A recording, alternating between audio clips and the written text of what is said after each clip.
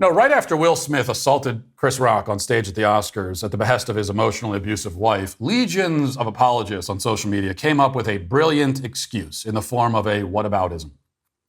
They declared that criticism of Smith and his eventual banishment from the Academy was hypocritical, was even racist, because John Wayne assaulted a Native American woman on stage at the Oscars and never faced any backlash. Now, that claim dates back to 1973 when a woman named Sacheen Littlefeather took the stage in her buckskin dress and Indian getup to turn down the Oscar on behalf of Marlon Brando. She explained that Brando couldn't accept the award for his performance in The Godfather because of a long list of grievances having to do with Hollywood's treatment of Native Americans. The complaints went beyond Hollywood, actually. They went all the way back to Wounded Knee in 1890.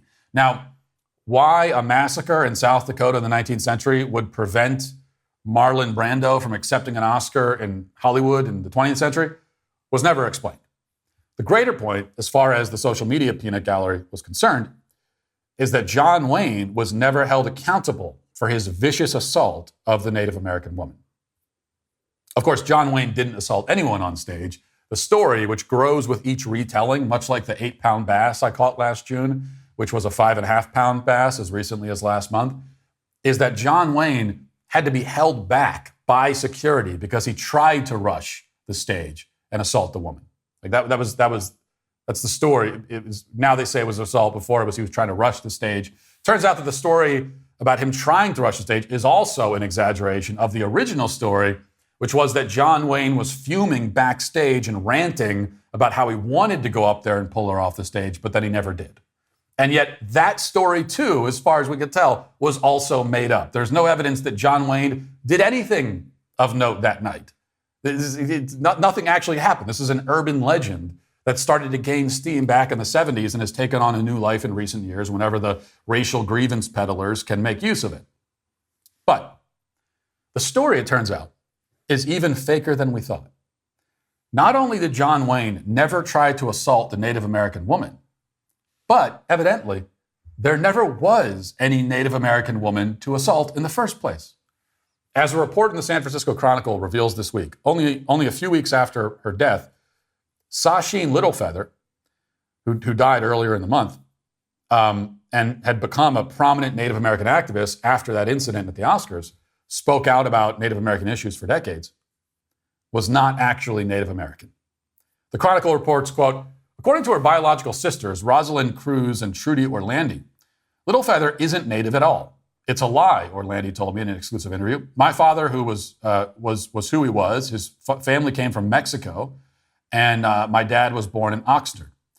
It is a fraud, Cruz agreed. It's disgusting to the heritage of the tribal people, and it's just insulting to my parents. Littlefeather's sisters both said in separate interviews that they have no known Native American/American Indian ancestry. They identified as Spanish on their father's side and insisted their family had no claims to a tribal identity. Quote, I mean, you're not going to be a Mexican-American princess, Orlandi said of her sister's adoption of a fraudulent identity. You're going to be an American Indian princess.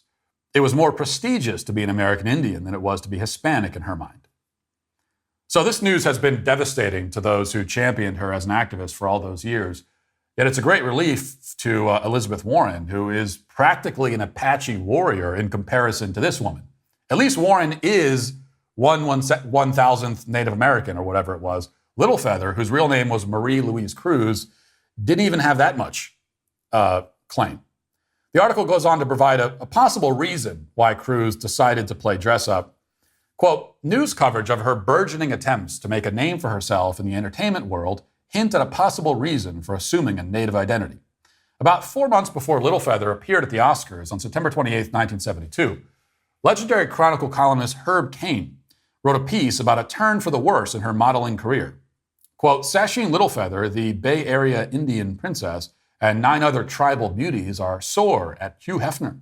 Playboy ordered pictures of them riding horseback nude in Woodside and other beauty spots, and then Hefner rejected the shots as not erotic enough. Why do them in the first place? Well, explained Littlefeather, everybody says black is beautiful. We wanted to show that red is too. Like many aspiring actors, this was assuredly not how Littlefeather's dream of stardom was supposed to go, but perhaps it was better than being ignored. Better than being ignored. Really sums it up, doesn't it? It should come as no surprise that even back in the 70s, professional victimhood was already becoming a lucrative career.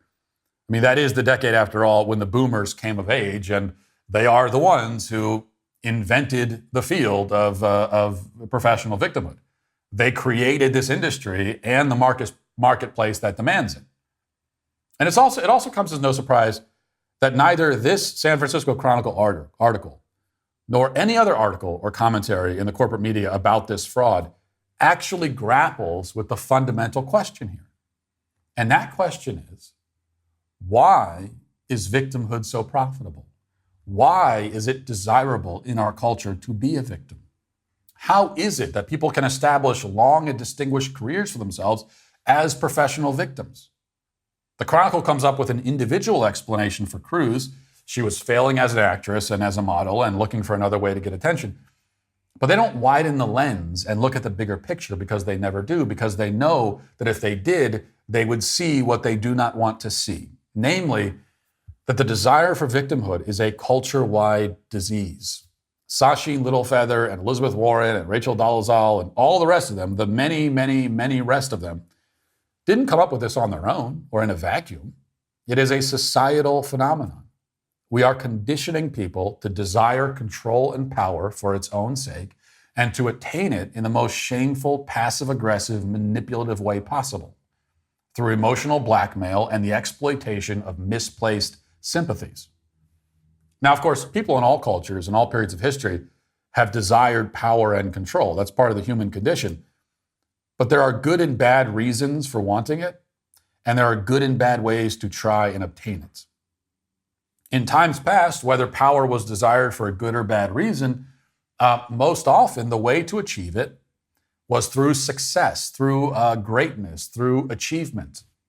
If you wanted to be somebody, you had to do something. You had to accomplish something.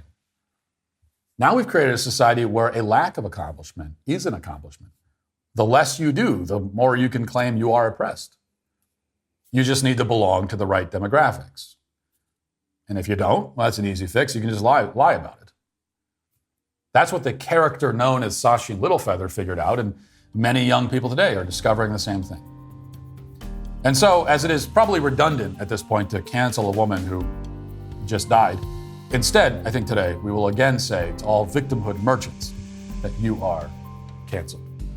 Well, I hope you enjoyed that clip from the Matt Walsh Show. If you did, be sure to subscribe to this YouTube channel and click the notification button to get more content like this. If you want to watch or listen to the full show, head to dailywire.com and subscribe today. You can also listen to my podcast on Spotify, Apple Podcasts, or wherever you get your podcasts.